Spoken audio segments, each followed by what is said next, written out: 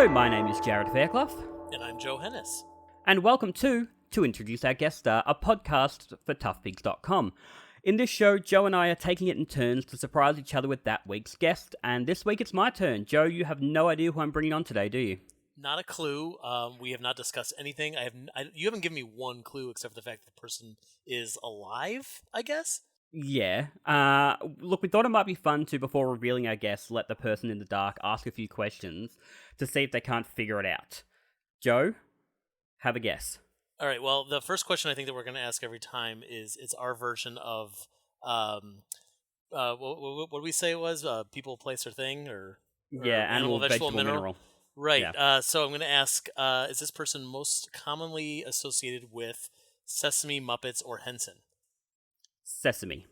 This is a Sesame person. Is this Yes. a performer, a Muppet performer? No. Oh, you hesitated, which makes me think it might be an actor. Is this true? Yes. Okay, so I'm going to go for a wild guess. Is it Alan Moroka? It is not Alan Moroka. Oh, Joe, my guest today is an actor and singer with over 65 credits to his name on IMDb, although many of them are for the same character. He's appeared on shows such as Hawaii Five-0, Law & Order, and House of Cards, but he's perhaps best known for his 40-plus years as Luis on Sesame Street. Joe, will you please welcome to introduce our guest star, Emilio Delgado. wow! Oh, what a great get! Emilio, welcome. Thank you. Thank you very much, guys. Joe, how are you It's feeling? great to see you. I'm super excited. So, Emilio, you and I have met a few times, but I don't think we've done an official interview with you. We did a really short one. I don't know if you remember this. Is years ago. I have to guess maybe 10 years ago. I was on set. We were shooting some just very short video stuff, and you and Roscoe were getting your makeup done, and we kind of popped in with a camera and surprised you. And you guys were great about it. I mean, yeah, it was not super memorable. Like I said, it was a long time ago, but other than that, so I'm super excited about this. Yeah, man, it's great to see you. Where are you holding up right now? Oh, we're back in Manhattan. Oh, great. Oh, yeah. It seems that we've been here, of course, since we got back. We were on the road with the show, and we got back toward the end of February, just in time for the big pandemic in New York. Oh, boy. Oh, lucky. We've been quarantining ever since, man. I mean, now we've started to kind of go out and do some things, but we're still being very cautious, That's good. I'm glad. Yeah. I'm glad. It gives you a chance to have a chat to us. Yeah, that's right. Yeah, I've been doing a lot of Zoom stuff. Lots of Zoom stuff. I was even rehearsing a play. All last week we were rehearsing a play, and everybody was from everywhere, from all over the states. I was in Manhattan. Somebody was in Oakland. Somebody was in Tacoma, Washington. Somebody in Dallas. It was all over the place. My wife is also an actor, and for her and all of her friends, the fact that the industry, especially the theater industry, is pretty much shut down is really tragic, and it's really awful. And I know there's a lot of funds out there for people that they can donate to if they want to help some of the artists out there. But it's really fantastic that you're able to still act and rehearse and hopefully put something up once we're able to go be outside again. I know it's something anyway, just something. Now I was the show that I was telling you I was on the road. I don't know. We were on the road for about 6 months, something like that. A show that we had done the year before, so they brought us back. But we were so busy doing that thing, and I mean we just timed it so perfectly. We ended the show in Dallas on February the 10th, right, or 9th, something like that. And Carol and I hightailed it to Mexico for 2 weeks. We went to Oaxaca, and we were there chilling out, beautiful sunshine and everything, and the food and all this and that. And we came back to New York, and it had started already. And I mean, we timed it so perfectly. So we've been here. But what a way to! I was gonna say, what a way to say goodbye to real life. But by 2 weeks in Mexico, not bad. It was perfect. Lovely. Well, look, Emilio, I have no idea how you got your start on Sesame Street. None whatsoever. None whatsoever. I was doing a little research for this podcast, and I found an interview where you started talking about it, and I'm like, nah, I'm going to stop, and I'm going to ask you myself. So how did Luis come up? Well, I'm originally from the West Coast, the USA, in Los Angeles, and that's where I was trying to work in Hollywood as a young up and coming actor. Not up and coming because I hadn't really gotten any work until right before I got the thing on Sesame Street.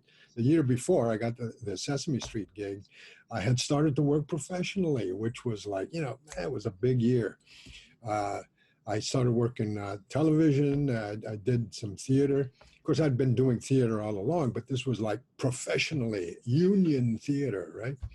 I joined the unions in 1968. Whoa, that's more than half a century ago. That sounds like 100 years ago. But yeah, then I was working in LA. I don't know. I was doing plays and TV and theater. And yeah, so then in I think it was 1970. I think yeah, the summer of 1970. No, 71. The summer of 71. I was at home looking at my last unemployment check, and wondering where I was going to how I was going to pay the rent, put gas in the car, right? So the phone rang. Somebody from New York called and said, "Mr. Delgado, we wonder if you want to interview for our show Sesame Street." I had no idea what that was, Sesame Street. And I said, because, like I said, I was staring at my last unemployment check. I said, yes, of course.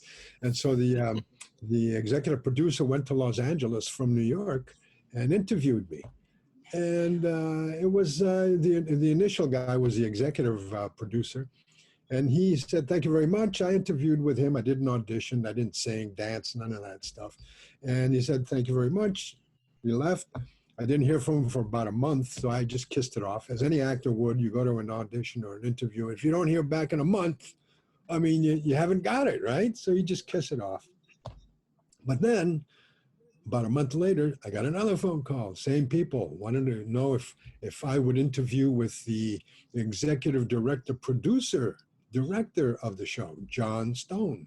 So John Stone went to Los Angeles, and I met with him, and I interviewed for about maybe no more than about half an hour. We went. He was at the Beverly Wilshire Hotel in Hollywood, and I went and I met him there, and we talked for about half an hour. And he asked me questions about myself, and where I was from, if I spoke Spanish, blah blah blah, that kind of stuff. And I had a mustache. That was the only year in my professional life that I actually wore a mustache. I had a black mustache. This was nicely trimmed and everything. It wasn't like a Zapata or Pancho Villa one, but it was a nice mustache. And one of the things he asked me was, would you shave off your mustache? And I figured, in my brain, I'm going like 100 miles an hour. And I think, okay, they got a reason for that. I'll say yes. I said, yes, of course. Yeah. Do you speak Spanish? Yes, I speak Spanish very well. That was my mother tongue. Okay, very good.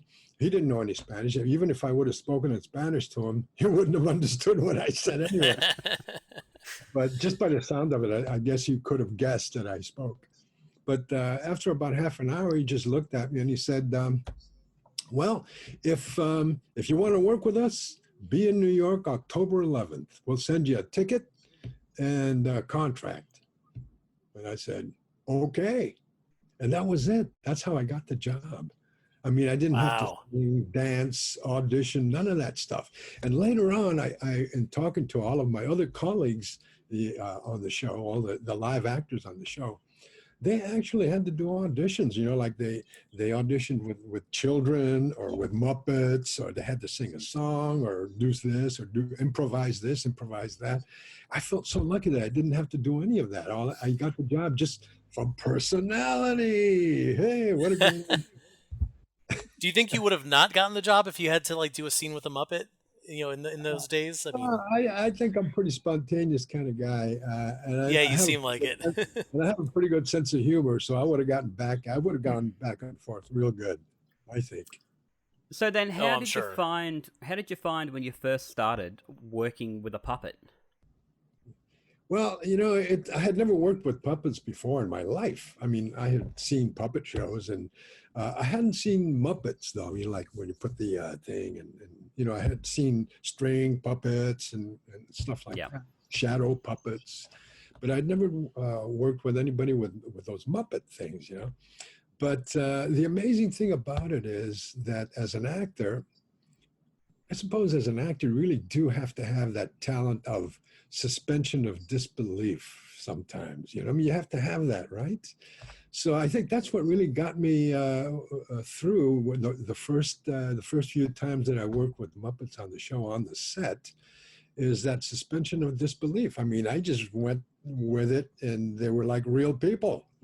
I think it helps that, I've interviewed a few Muppets over the last few years, and I think it helps that these guys are so good at what they do that I completely forget that Brian Dillon's there, that David Rudman's there, whoever it is, and I completely buy into, no, that's Elmo, that's Cookie Monster, whoever it is. You're absolutely right. These people are so amazing, I'm telling you.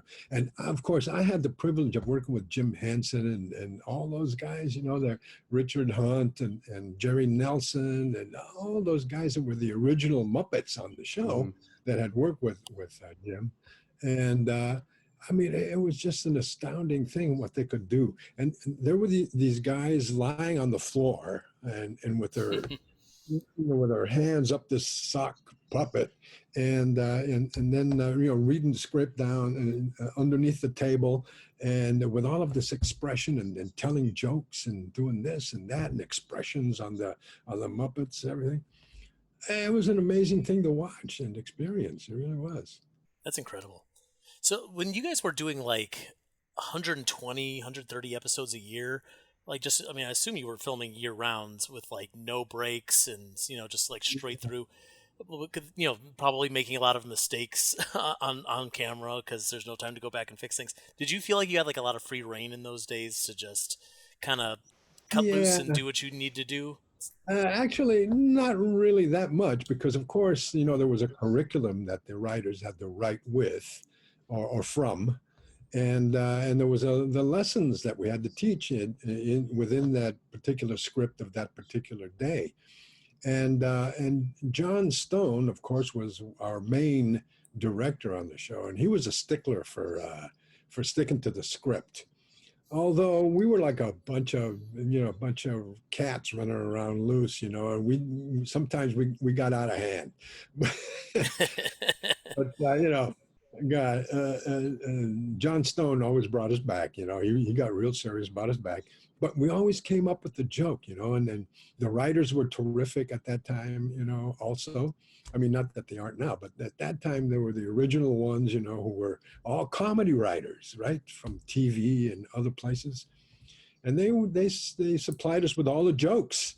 And all we had to do was interpret the jokes and do the 1, 2, 3, the setup, the middle, and hit the punchline, and that was it. That's all we had to do. Sometimes, like I said, we got out of hand. Usually, we went by the script most of the time.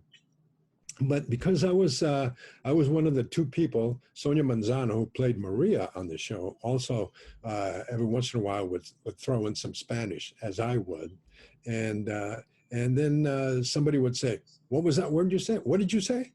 And then we'd have to tell them what we said, and then they'd go to the producers and say, "That meant this and that, and then they'd get an okay from the producer, right? And then it would come back and they say, "Okay, you can say that."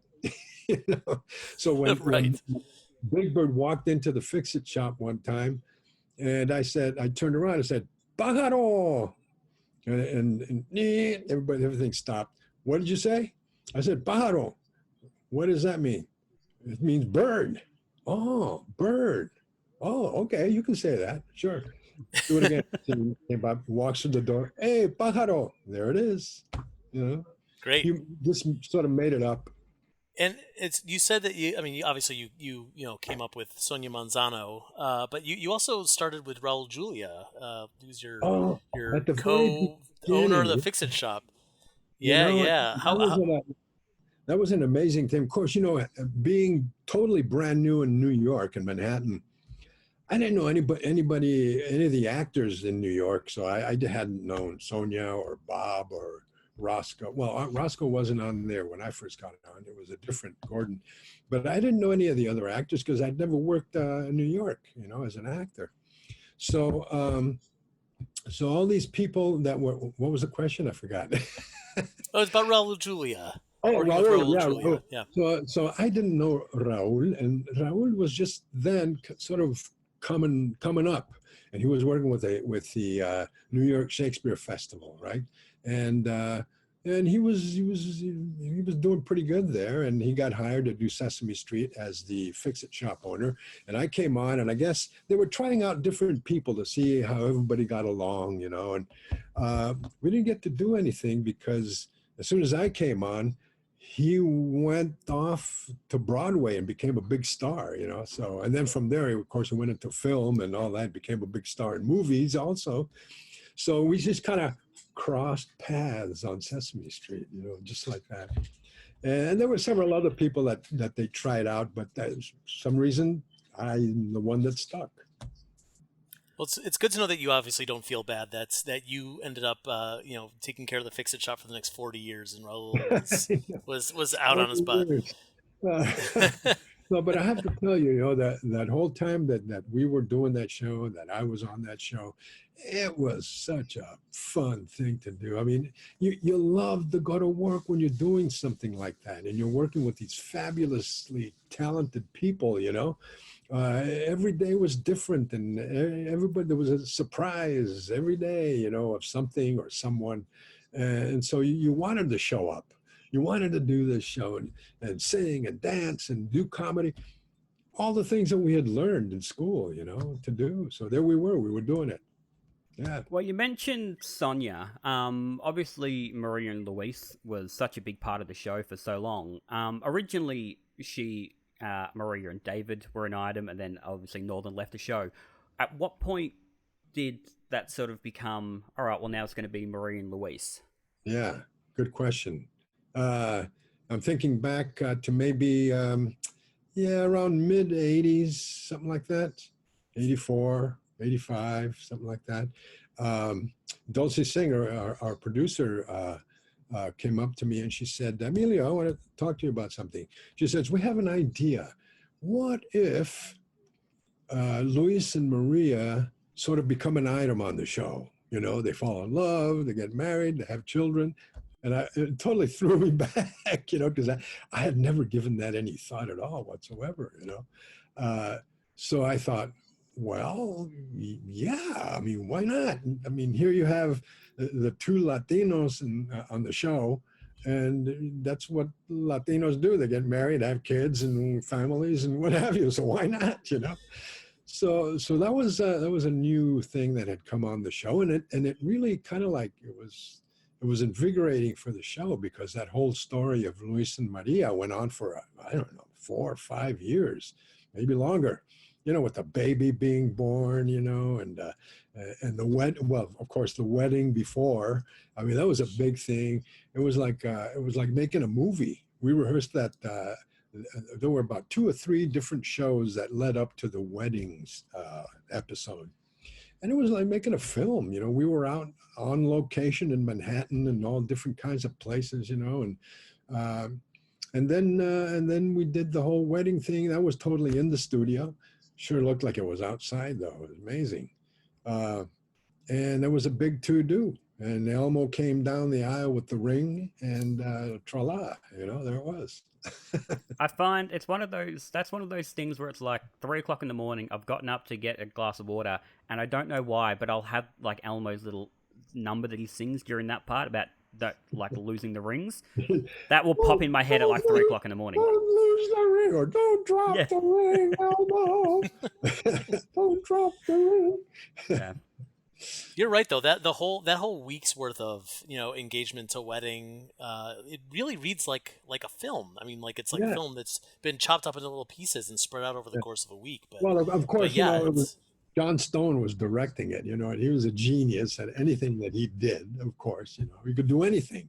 He was not only a director and a producer, but he was a fantastic writer as well, you know. And I mean, he had been everything. He had been an actor. He was a cameraman. He was a writer, a director, producer. I mean, he could do anything. So this guy was like he making a movie, piece of cake. Yeah, you got Jose Ferrer in there. Yeah, then Jose came on. That was. That was Yeah. special. That was special for me because I had always wanted to meet him. I had always Mm. wanted to meet Jose Ferrer. Ever since I saw him in what was a film that he was in? Hmm, oh, I forgot the title of it, but I remember that it was a period piece, and I remember that they were in this big ballroom scene and everything, and somebody came up, a servant came up with a platter of grapes, overflowing with grapes, and he just looked at the platter and picked one grape and took a bite out of it. That was it. I always remember that. I said, man, if I ever have a chance, I'm going to do that. I'm going to just pick one grape out of all of them. And have you had a chance to do that? No, not yet. Not But yet. it ain't All over right. yet. There's nothing stopping you. So, what do you think Maria and Luis would be doing right now? Well, 2020. if Obviously they they're would still have, together. if they would have continued working together on the show and all that, I Yeah, don't for know. sure. They probably would have been grandparents by now.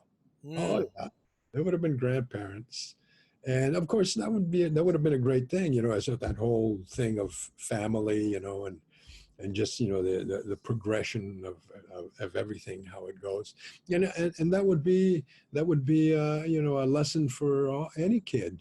This is how it happens.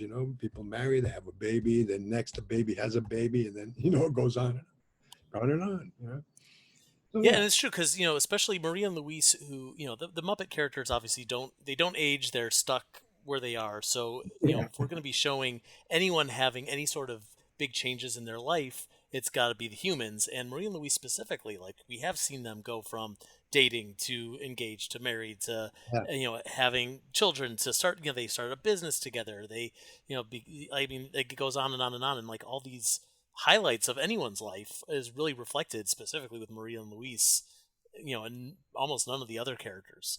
One of the important things about Luis and Maria from the very beginning was that up to that time, yeah, there had been, Latinos and Latinas, Chicanos, Puerto Ricans, on TV films, but they were always kind of like in demeaning roles or very minor roles or insignificant roles. And you never really had anything that was like, that was special, like a real character. I don't know. Rita Moreno made some movies back in the '50s, and I think she was playing lead roles. Man, she was amazing. Oh, she is. I'm not was. She is amazing So yeah, to this. still is, yeah. Yeah, but I think what's special about Luis and Maria is that up to that time, there hadn't really on television, especially, there hadn't been any like characters that really showed how Latinos were, like real people with friends and part of a community and having a business and stuff like that, like real people. So Uh, did you feel a lot of responsibility then?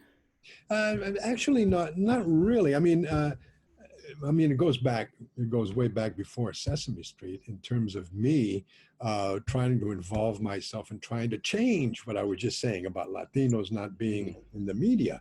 I mean, it started way back in the mid '60s with me, of course, trying to work in Hollywood as a Latino.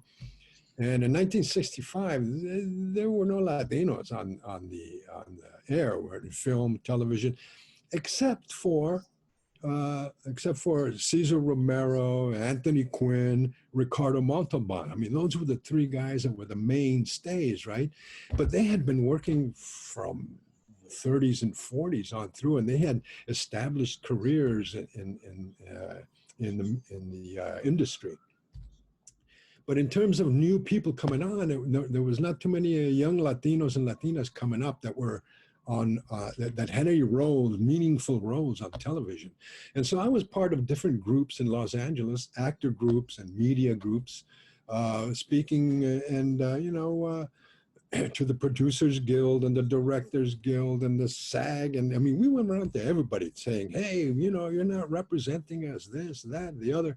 So that's where the whole thing had started with me in terms of that. So when I got the part of Luis on the show, I thought, oh, great. Okay, this guy is like a lead character in this show.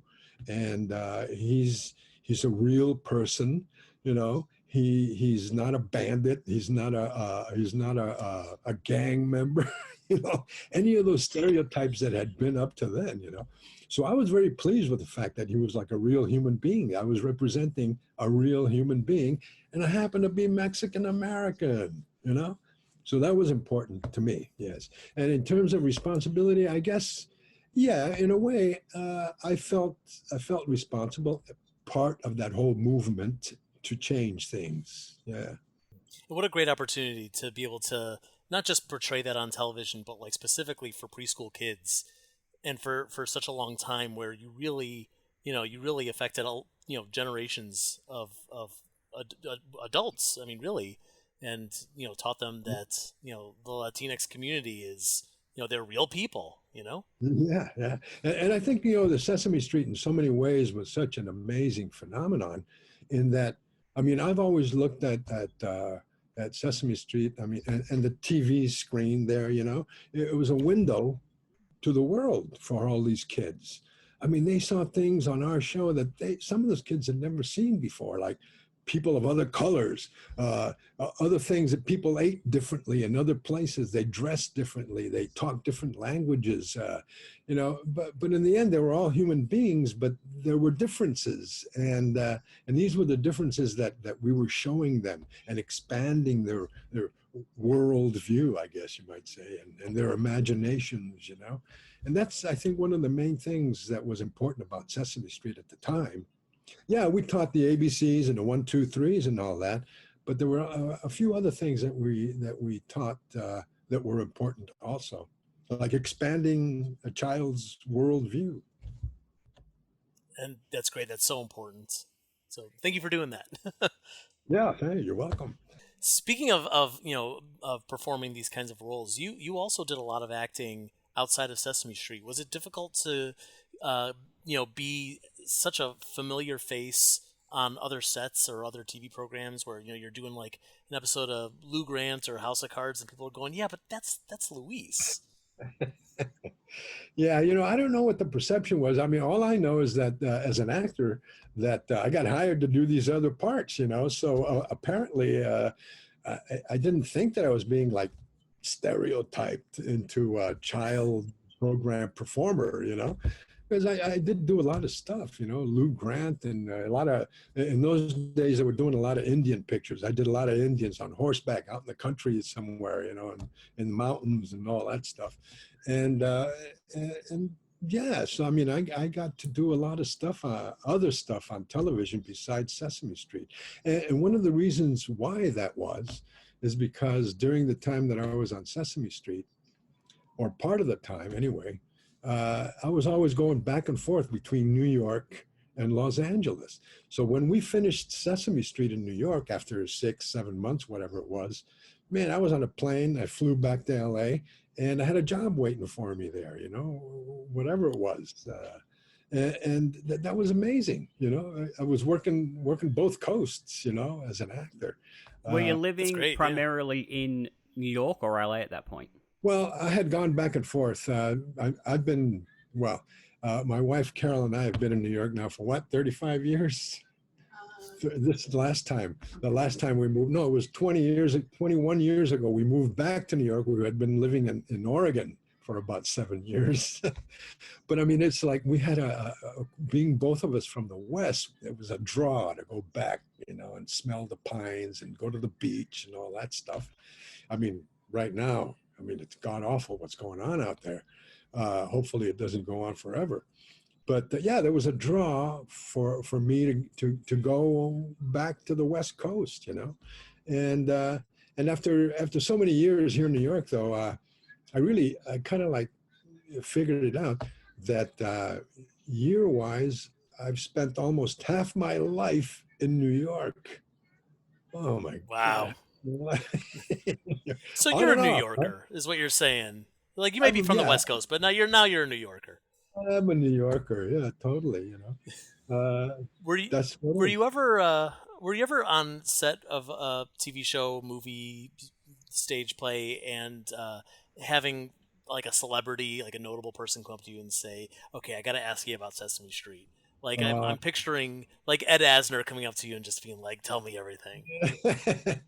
no, not Ed. I think he kind of missed the whole thing of Sesame Street, but Yeah, no, he probably. was a Yeah. funny guy. Though. He was a funny guy. I was playing in that TV show. I was playing the national editor, and I got to be in the scenes with him and the other people in the cast. Right, and we were sitting at the table talking about what the stories were going to be for the day and everything.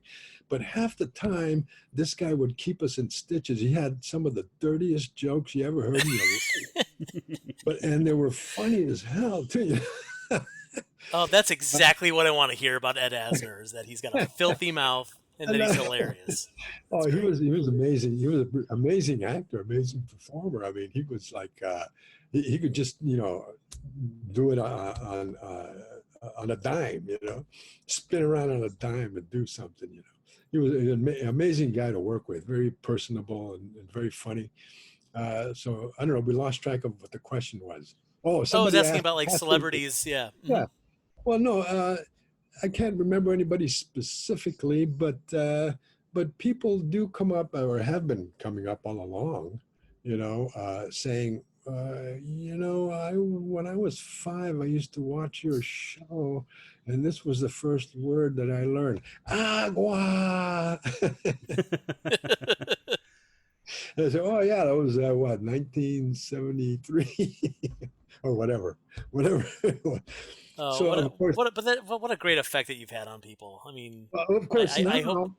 now, because so many people watch the show after so many years. I mean, there are people that are probably grandparents now that watched the show when they were kids, right? And you can always see it walking down the street, and they'll recognize me, and this big 5-year-old smile comes on their 57-year-old face. So yeah, Yeah. it's amazing. It's really amazing. Right, because I mean, we all grew up with you. Like you were there. You were one of our closest friends when we were all 4 years old, Yeah, and man, then to we see were you in your again living 20, room. 30 years later. Yeah, Yeah, we were in your living room every day. Yeah. exactly. Well, you've worked with a lot of obviously big stars, not only outside of Sesame Street, but on Sesame Street as well. Was there anyone in particular you were really excited to meet when they came on? Well, yeah, I mean, practically everybody that was ever on Sesame Street was fantastic. I mean, everybody that came on, it was so exciting to meet them. But for me, being the performer that I had always been, even from when I was 14, I think I started doing shows and singing and dancing and doing all that stuff. And so one of my idols when I was growing up was Harry Belafonte. Harry Mm. Belafonte. Yep. I mean, that guy was so amazing. I mean, he could do no wrong. I used to go to all his shows when I lived in Los Angeles. We went to the Greek Theater every time he was there. Bought tickets to see, Harry Belafonte, and I sort of like, in those days it was like the big calypso craze, right? That's what he came in on. In 1959, he had big hit album. And we all learned all those songs and went out and bought guitars and learned those songs and played calypso songs for 10 years, and folk and coffee houses and all that stuff. But he was the leader of everything because he came up with that voice and those songs. And yeah, you try to emulate something like that, you know. That was amazing time. And so you got to meet Harry Belafonte? Oh yeah. So then when he was on the show several times, as a matter of fact, he was on the show, and I mean, it was like everybody were just standing there, mouths agape, that here was Harry Belafonte, man. And it's such a beautiful human being. The guy was just as nice as could be, just a regular guy. And a great sense of humor and just a big old heart. And somebody else that I admired for a long time was Tony Bennett. I mean, the same thing. I mean, Tony came on and it was like, oh my God, an idol, everybody's idol, Tony Bennett. The singer. Just that when he opens his mouth and you hear him talk is enough. But when he opens his mouth to sing, man, it's like something else. And one of the things I remember that we did with Tony Bennett was with Slimy the Worm. Remember Slimy the Worm? Mm-hmm. Yep. Sure, yeah. Oscar's pet worm or something like that. and then somebody wrote a song, "Fly Me to the Moon," right? It's a classic. It's And so, brilliant. and so Tony Bennett came on. He had, who else but Tony Bennett had to sing "Fly Me to the Moon." That's one of those things where, like, if you don't get Tony Bennett, then you don't do the song. Like, you got to write a new song because that's only for Tony. That's it, Tony, he did it. It was amazing. Yeah. And Celia Cruz was on the show. I don't know if you're familiar with Celia Cruz. She was Sure, of course, yeah. very famous Cuban singer, man. And every time she opened her mouth to sing, it was like powerhouse, And we had heard her growing up and with all her songs and the Cuban rhythms and everything. Amazing. And such a personality as well, as big as whatever you saw her doing on stage. She was big. And Rita Moreno, same thing. Rita Moreno, the same thing, So yeah. Wow, what a treat. Yeah. A lot of people. I'm curious, in all the years working at the Fix-It shop, did you ever actually learn how to fix a toaster? Never. Never. That's almost disappointing to hear. Let me tell you, it was great acting, wasn't it? Yeah, I would have believed it. Yeah. Or were you just fixing? Just give me a pair of pliers and a screwdriver. I'll make it look good. But were you just fixing the same toaster for like 45 years? In, we're okay. I'm pretty sure I've heard you talk before about. No, you're good. I'm pretty sure I've heard you talk before about some of your favorite characters to work with. But were there any Muppet characters where you see, like, I have a scene that I'm supposed to be doing with so and so, and you're like, okay, I gotta get myself in the right mindset. I gotta prepare. Yeah. Oh, I mean, amazing. Yeah, with everybody, of course, with Jim and Jerry, Jim, Jerry, Richard Hunt. I mean, he was an amazing guy. Richard Hunt was one of the most amazing people on the planet. This guy, his sense of humor, how his talent with the puppets that he did and everything. And I love doing the bits that came up with Jerry Nelson, who did. There were a couple of guys that were working. Yeah, you're talking about Biff and Sully. Biff and Sully, and I think it was Jerry was Biff, and Richard was Sully, and Sully never said anything, but Biff was always talking, and just when Sully was going to say something, Biff would jump right in and say something else and continue the rap or whatever he was talking, but just Richard Hunt, without saying anything and just manipulating that Muppet and how he did the looks and everything. I mean, he was amazing, He was amazing. Yeah, he brought so much personality to a character that really shouldn't have one. Totally. And all the other characters that he did. I think he did, I'm not sure, but I think he did Guy Smiley. Oh, no, maybe that was Jim. Jim did Guy Smiley. Yep. Yeah. But he did Don Music, who looks exactly like Guy Smiley. Don Music, yeah, that's who he did. Yeah. So when you did last year, you were in the 50th anniversary special, and they brought back all of these old characters. It must have been like quite a retro thrill for you to it's like seeing your old friends again. Well, of course, yeah. It was like a family reunion, seeing everybody. Well, yeah, there were some people that were missing. They'd gone on, may they rest in peace. But everybody was there. That was, with the show. Of course, the cast, all the people that had been in the cast, the original members of the cast were all there. And we had a great time. They even brought in Linda Bove from Los Angeles, Oh, yeah. That made my heart warm to see Linda on screen again. Yeah, I had the biggest, dumbest smile on my face when all you guys walked in to sing that song and revealed you all. Yeah, I don't think I stopped smiling the whole time. Yeah. No, it was amazing. And of course, Bob and Susan, Loretta were there, and Sonia, Maria, and all the others. I mean, we're over the years we sort of like became a family. We became family. We talk to each other every once in a while. We see each other, and we're just keeping up with each other. How are you? How's it going? Of course, after 40 years, I mean, you're gonna be like that. Yeah.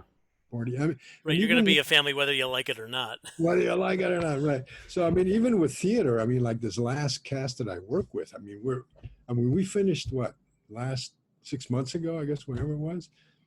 We're still texting each other and doing Zoom things together and doing, I mean, because we hit it off so well, you know. Of course, all of us were Latinos and Latinas on the show, and that kind of like moves it along, you know, because everybody's Right. Yeah. Yeah.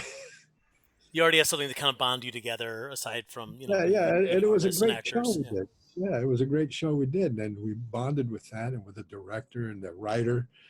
So yeah, I mean, when you hit with a group of people like that, as we did with Sesame Street and the cast, yeah, it's something very special over the years. Well, you talked before, obviously a show running 50 years, you're going to have some people that have moved on. And obviously one of them was Will Lee. And probably one of the most famous Sesame scenes is the death of Mr. Hooper. And you were Oh, in that scene. yeah. Can you talk a little about that day, just filming that? That was filmed. I think it wasn't right after Willie died. It was some months later, I think. But they had gone through a whole thing before we even went into the studio with that script, um, of whether should we or shouldn't we do this, or what if this, what if that. I mean, they actually went around and they tested different things, with psychologists and with parents and what have you, what they thought about doing something like that. And surprisingly, the responses were quite positive, in terms of the subject matter. And so they had decided to do that, and I think John Stone wrote the script and he directed it that day. And like even though it was a few months after he had died, I can't remember exactly how long after, but we were all feeling his absence very much so still at that time. And that day we all kind of showed up. We knew we were totally emotionally primed to just, something was going to come out. Everybody was going to just bust out crying that day, Mm. But being the professionals that we were or are, we sort of subdued all of that and did the script. And after we did the script, then everybody broke down, you know. But we did it in one take. One take. That was And it. it's such an amazing scene as well. Yeah. Like I used to study education, and at one point we were talking about how do you break it, break this sort of news to a child. And I went, well, can I show you this? And I pulled it up on YouTube, and the teacher turned around afterwards and said, well, that's it. I'm only going to show that clip from now on, because you guys just so concisely get Yeah. it done. Yeah. And Yeah, we, it's really beautiful. we read before we actually taped it.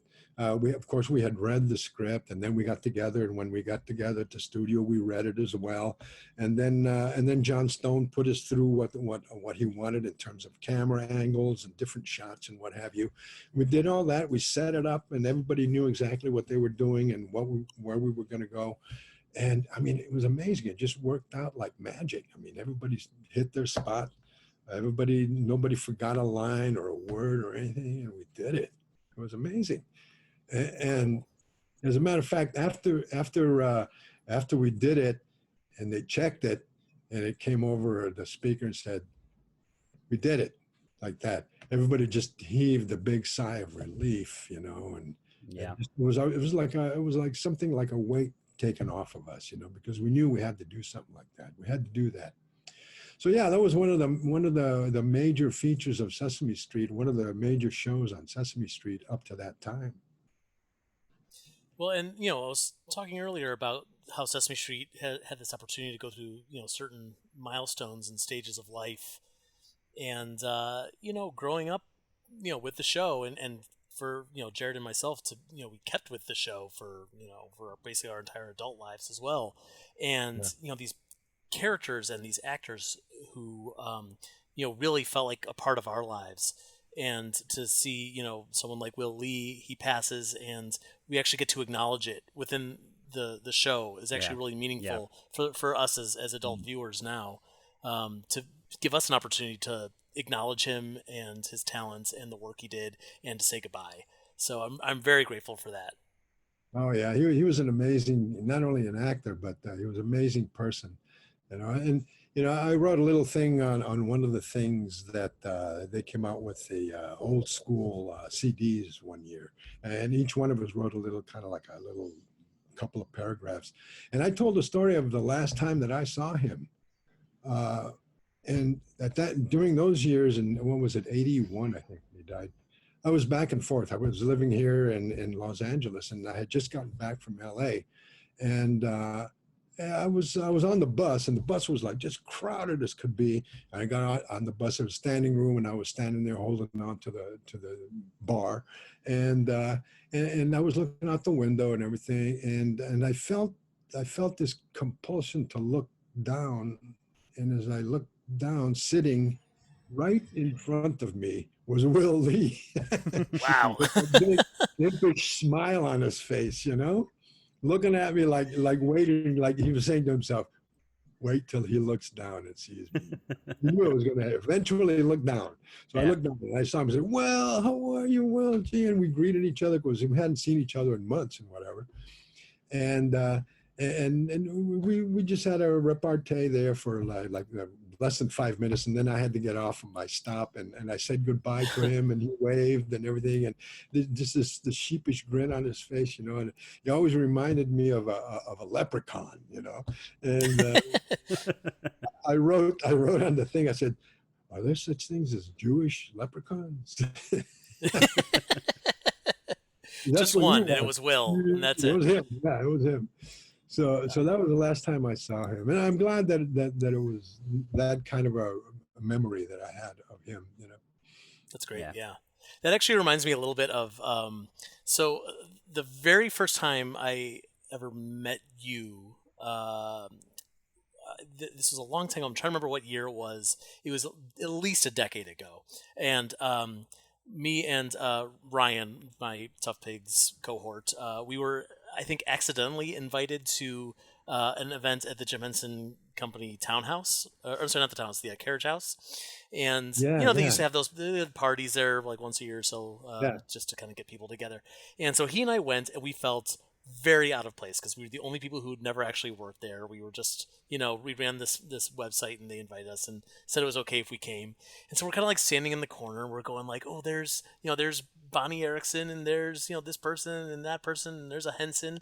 And then we hear someone comes in, and we heard from across the room someone go, Babu! And it's you. You walked right in, and you saw Bob McGrath all the way at the other end of the room, like through 30, 40 other people, and the two of you just kind of go, hey, and you meet in the middle, and you give each other a big hug, and Ryan and I are going, that's Bob and Luis, and like they're like right there in front of us, and they're real friends. Like, how cool is that?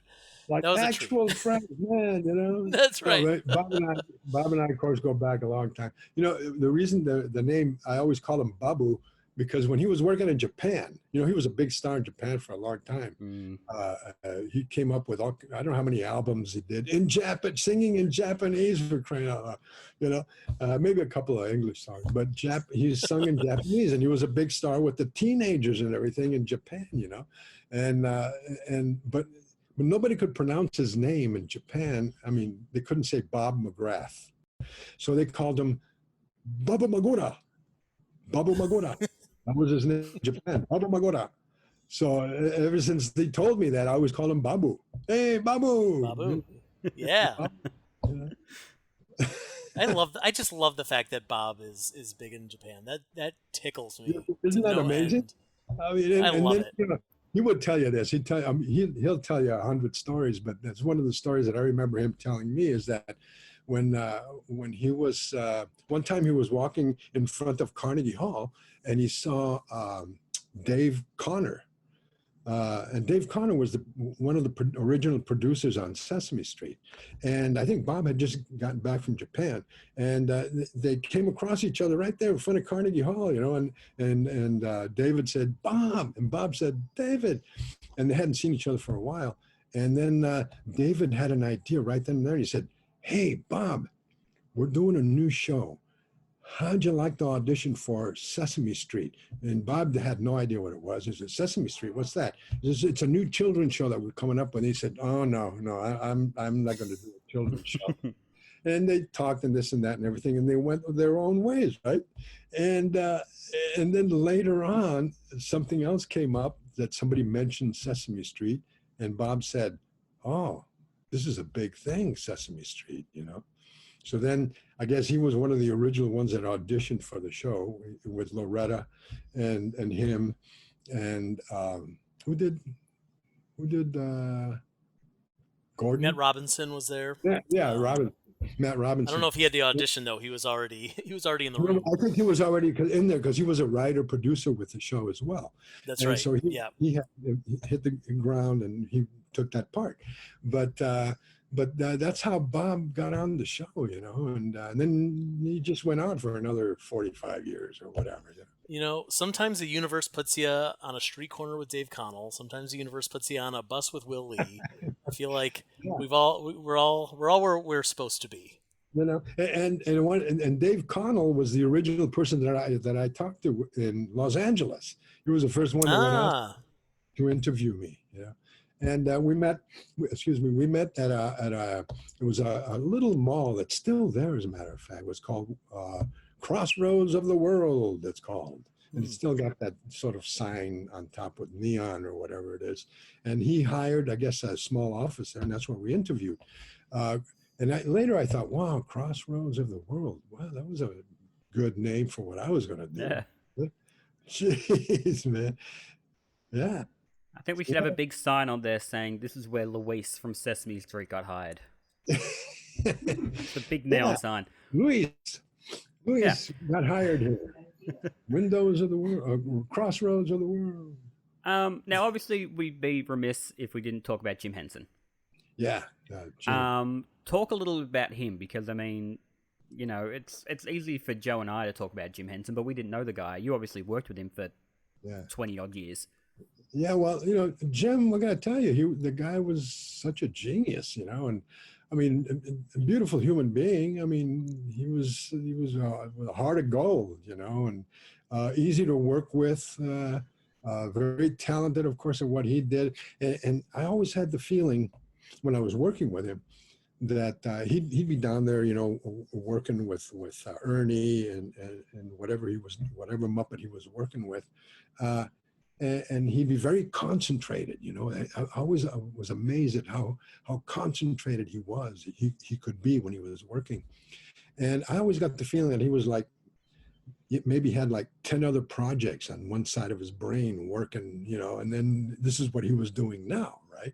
I mean, that's the feeling that I always got, that this guy always had.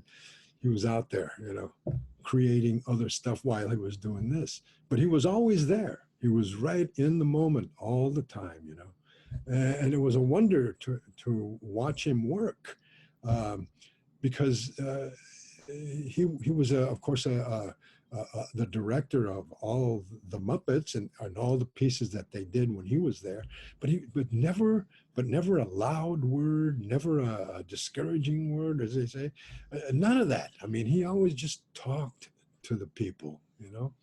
What if we do this, or, you know, try that, or this and that. I mean, just very subdued kind of nature, but very effective at everything that he did, you know. And of course, you know, when he died, and it was like, you know, it was the biggest cosmic joke in the world. We thought, come on, impossible, you know. But yeah, that's what happened. And I've always thought of him as he was always a wizard. To me, he was always a wizard. And I still think he's a wizard. He's out there somewhere in the dimensions creating something else, you know, that's amazing. You know? I have to assume he is. I mean, like you say, you know, he was always working on 10 things at once, and he never rested. And I can't imagine that death would have slowed him down at all. You know, he's just on another plane of existence, creating the next big thing. I think so. All right, so every week we're going to end with the same few questions, Emilio, and being the inaugural guest, you're the first one to get these. First question, what is your favorite TV show? Oh, my favorite TV show. Oh, boy, you know, it's a good question, because I don't watch... You're not allowed to say Sesame Street. No, I wasn't going to. I don't watch that much television, really, to tell you the truth. I'm always involved with something else. I'm a reader. I read a lot. What's the last great book that you read? Oh my gosh, let's see. I've read so many of them. Gee, there was one. Oh, I'm about halfway through, but it's like it's this thick. It's about You got a New York tome. City. Yeah. It's about tome. It's about New York City, the beginning all the way. My son had given it to me like 5 years ago, and I'm still halfway through it. And it's like another friend of mine. She started reading. What was the? It was a big novel about the whale. What was it? Moby Dick. Moby Dick, yep. She started reading Moby Dick, and I haven't seen her in a couple of years. So I don't know what happened to her. But she's out there reading She's lost Moby at sea. Dick. It's like me with this book, But I read everything. I like to read a lot of poetry. I read biographies. I read science fiction. I read novels. Quite a varied taste in everything, that I Lovely. read. That's great. Would you rather be able to fly or become invisible? Ooh, fly. Let's see, fly. Oh, yeah. So I always had this. We had a picture of that Carol Spinney had painted. I don't know if you saw that big bird flying over the fields. Yeah. And I always looked at that picture and I thought, wow, man, I wish I could fly like that.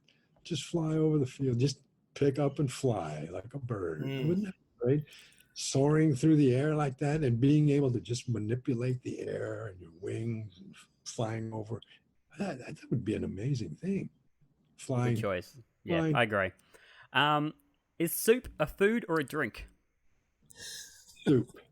I suppose it could be both or either one, depending on if you're in a hurry. No. What's the Spanish soup? Gazpacho. You could drink that, and you can drink it out of a glass if you want to. Gazpacho, nice and cool for the summertime, and it's nutritious as well. So it could be a drink, but you could drink it hot too, or eat it hot. So either one. All right. If a tree falls in a forest and no one's around to hear it, does it make a sound? Yes, it does. Right. But nobody hears it. Only the birds and the bears and the bees and all those other creatures hear it. Of course they do. Finally, without knowing who it is, what question would you like our next guest to answer? Ooh, next guest. Do I know who the next guest is? No. Okay. We don't even know who the next guest is. Oh, yeah. What question would I like them to answer? Let's see. Why is 6 afraid of 7? Ooh, good one.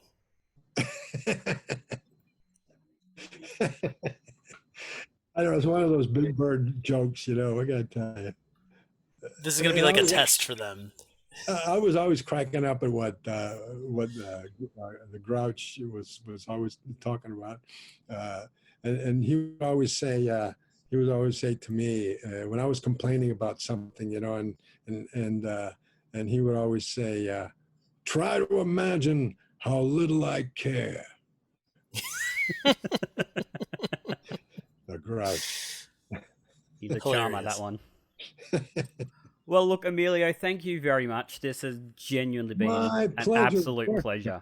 Yeah, pleasure both. Thank you for 40 plus years of everything you did for education, for Latina, to me, it almost feels like I'm talking to an uncle because I've known you my whole life. Yeah, of course. That's yeah, thank you for being so good to me and to Joe and everyone over the last, however many years we've been doing this. It's my pleasure. It's been my pleasure. And, to all of our fans out there, a big hello and a big hug to everybody. And hope you're still watching the show with your children, grandchildren, whatever, or even by yourself every once in a while. Watch the show. So anyway, the old one where I'm in. Yeah. Yeah. That's the best stuff. All right, guys. Thanks a lot. Thank you.